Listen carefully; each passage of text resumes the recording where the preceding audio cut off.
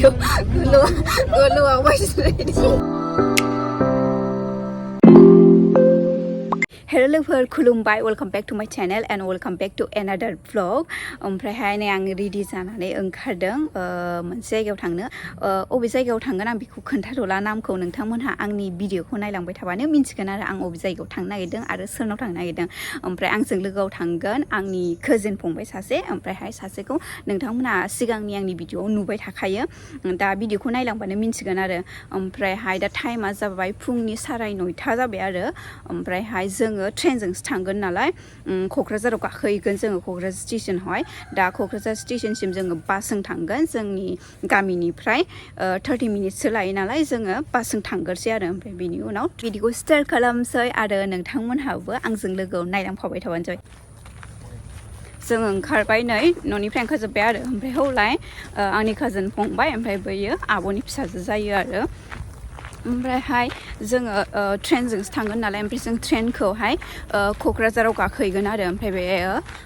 जों बेजों गुवाहाटिसिम थांगोन ओमफ्राय गुवाहाटिनिफ्राय आरो आलदा ट्रेन गाखोगोन आरो ना ओमफ्रायहाय नै जों दा टाउन सफैबाय ओमफ्राय टाउन सफैनो बास टिकेटसो लाफैबाय आरो ना माने बासावबो सिटआ खालि दंमोन नालाय ओंखायनो बास टिकेट लाबाय आरो ना ओमफ्राय लोगोफोरजों नै ट्रेनजोंसो थांनो होन्दोंमोन ओमफ्राय जों ट्रेनजों थांनाय नंला नै गुन बासजोंसो थांसिगोन आरो ना बेयो 11:45 नि बासमोन बेयो खारगोरलांबाय ओमफ्राय जोंना फैनाय बासआ जों बेजोंसो थांगोन 12टानि दा सिट मोननायखाय बेजों थांसिगोन आरो माने ट्रेनजों थांबाबो आरो बासजों बासजों बे एखे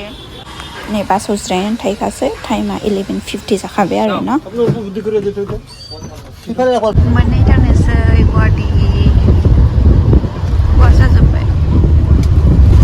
नै जों सफैबायानो सराइघाट ब्रिज मोनबाय आरो ना ओमफ्राय एकदम खोमसि मोना फैलायलायबाय ओमफ्राय जोङो दा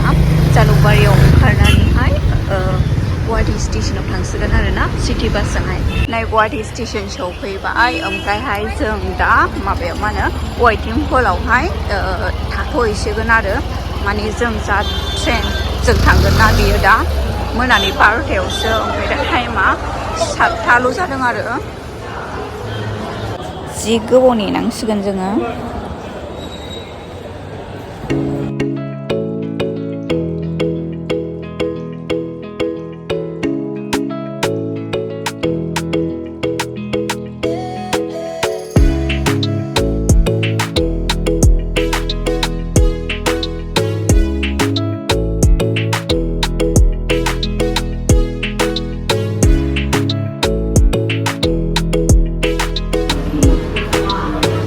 मोनानि 10ता जाबाय ओमफ्राय जों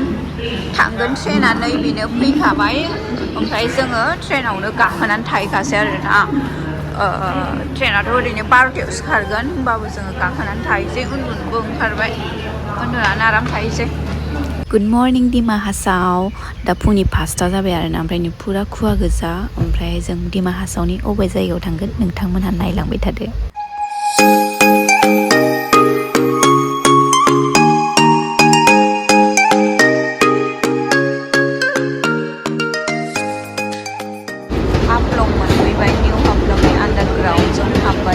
खोमसि जाजोब्बाय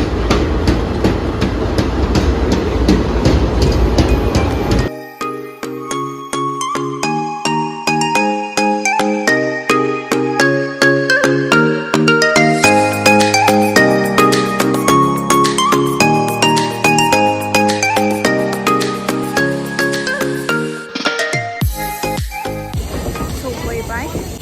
निउ हारांगाजों फैदों आरोना जोङो दिमा हासाव ओमफ्रायहाय दा जोङो माबा मा होनो हस्टेलाव थागोन आब'मोननि न'सिम जों फैफिननानै बेनोमोन थांबाय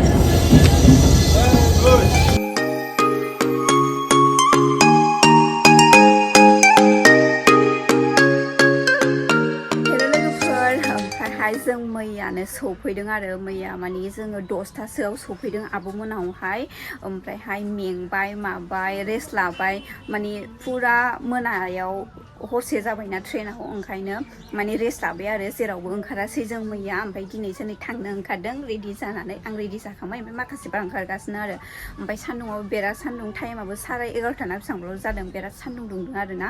ओमफ्रायहाय आं बबे जायगायाव फैदों सोरनाव फैदों आं बेखौ खोन्थासै आं दा दिमा हासावआव हारांगाजाव होननाय जायगायाव दं आरो आब'मोननावहाय आंनि काजिन आब' आदैनि फिसाजो बियो बेयावनो थायो रेलाव मावो आरो ओमफ्राय बे कटराव थायो आरोना आब'आ ओमफ्रायहाय दा जोङो बेरायनो थांसै आरोना खाथि खालायाव जा दङ फिसा फिसा दै आरि दंनो बेखौ नायनो नागिरदों आरो ओमफ्राय नोंसोरबो आंजों लोगोआव नायलांफाबाय थाबानो जाबाय फैदा माखासेया दाबो जायाखै आरोना फैद' ओंखारबाय नै ओमफ्रायहाय जों अट'जोंसो थांगोन नालाय अट'आ अथि दं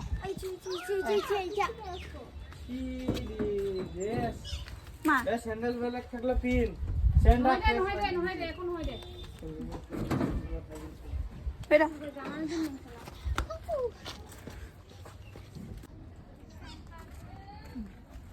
जों ओमफ्राय अट'जोंसो थांगोन नालाय थाबायनोथ' हाया हाजो जायगा नालाय बेयावनो गोजौ बावनो गाहाय ओंखायनो अट'जों थांसै आरोना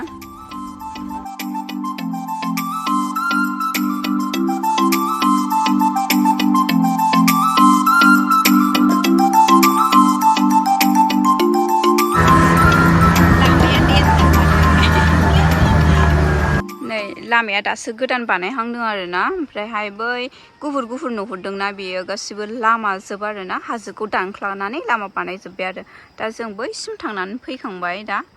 ओमफ्राय बाव दा एसे फटक लानो लाखिदों आरोना अबे खेबगोन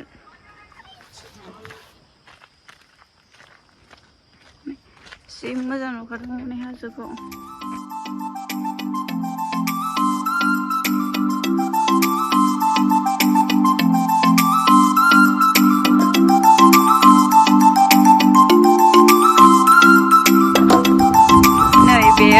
पुरा मा होनोमोनलाय पार्क गोदान बानायनो नागिरदों आरोना लाला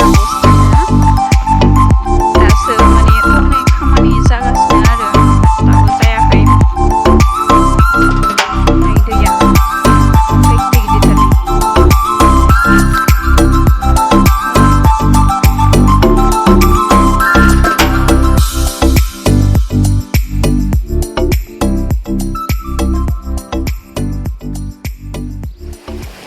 नै लोगोफोर बियो लाला बस्ति होनो आरोना मा होनो दासो माने गोदान पार्क बानायनो नागिरदोंनो दाबो जेबो जायाखै आरोना बानायनोसो नागिरदों ओमफ्राय नै दैया बिराद मोजां ना सोरगिदिं गासिबो हाजो गोजा नै ओमफ्रायहाय गेजेराव दै आरोना ओमफ्राय दंफांफोराबो मोजां मोजां दङ जिरायनानै फटक लानो मोजां मोजांथार नै आं नै अन्थाइ गोजौआव गाखोनानै दं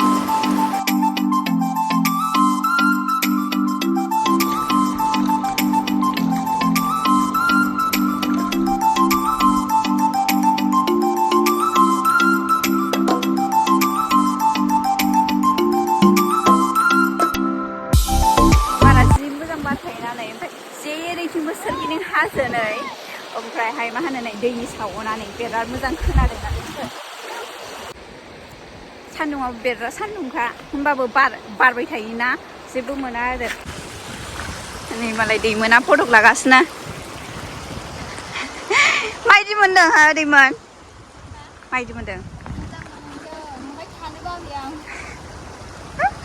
थानो बाबायनो नै मानो थानो बानायगौ दे एथ' मोजां एथ' सुन्दर जायगायाव नै जेरैबो सोरगिदिं हाजोनि गेजेराव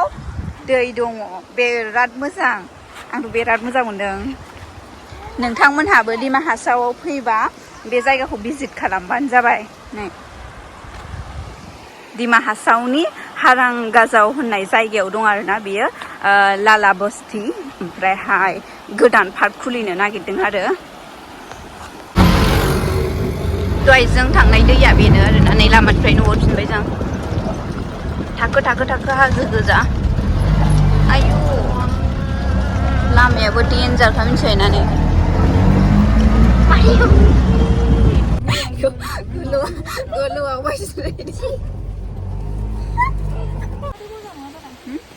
मोनसे फिसा ब्रिज दंनो बेखौ नायनो थांगासिनो आरोना गामिनिनो आरो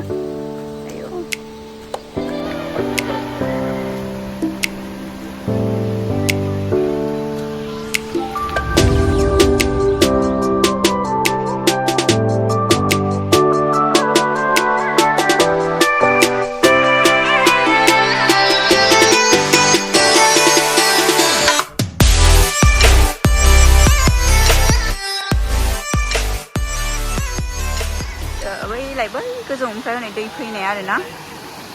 दंफांनि मिनि हेंगिं ब्रिज फिसा सानो आयौ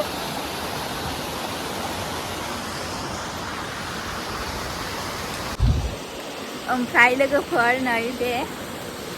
आयौ आयौ गोलैसैसो सोमावबाथाय मावो आरोना एसे सोमावबानो ओमफ्रायहाय जों दा न'आव थांसिगोन आरो दा दिनैनि भिडिअखौ आं बेयावनो दोनथ'सिगोन मोजां मोनदोंबा लाइक कमेन्ट एन्ड शेयार खालामदो आरो चेनेलाव गोदानसोबा साबस्क्राइब खालामना होबानो जाबाय आरो नेक्स्ट भिडिअ लोगो मोनसिगोन बाय बाय